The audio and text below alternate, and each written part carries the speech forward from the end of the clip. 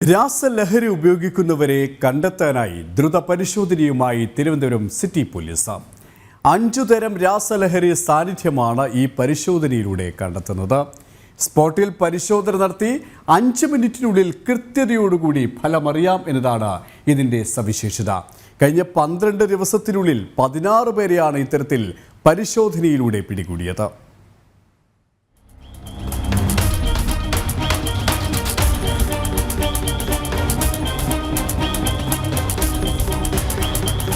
മാരകമായിട്ടുള്ള രാസലഹരി വസ്തുക്കൾ ഉപയോഗിക്കുന്നവരെ കണ്ടെത്താനായി Thiruvananthapuram city police ഒരു പുതിയ പരിശോധന രീതി ആരംഭിച്ചിട്ടുണ്ട്.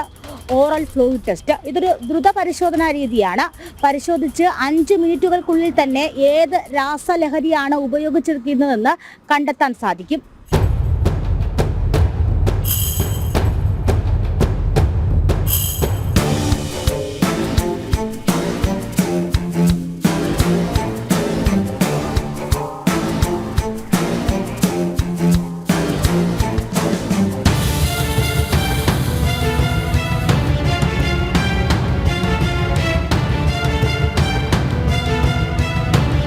ഡ്രഗ് ഡിറ്റക്ഷൻ അനലൈസർ എന്നാണ് നമ്മൾ ഈ സ്വാബ് എടുത്തിട്ട് വെച്ച് നമ്മൾ ഡ്രഗ് അനലൈസ് ചെയ്യുന്നതിന് യൂസ് ചെയ്യുന്നതെന്ന് പറയുന്നത് ഡ്രഗ് ഡിറ്റക്ഷൻ അനലൈസർ എന്നാണ് പറയുന്നത്.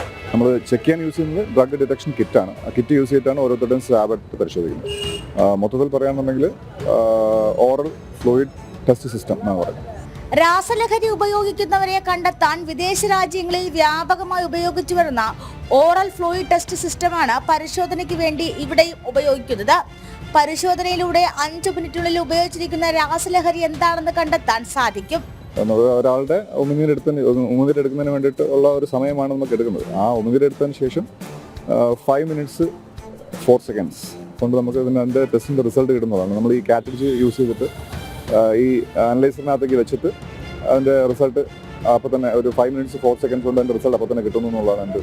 കൊക്കൈൻ, ഒപ്പോയിഡ്സ്, മെത്താഫെറ്റമൈൻ, ടെട്രാഹൈഡ്രാകന്നാബിനോൾ, ബെൻസോഡയാസിപ്പിൻസ്, അഫറ്റാമൈൻ തുടങ്ങിയ 6 രാസലഹരി പദാർത്ഥങ്ങൾ ഡ്രഗ് ഡിറ്റക്ഷൻ ടെസ്റ്റിലൂടെ അതിവേഗം കണ്ടെത്താൻ സാധിക്കുന്നു.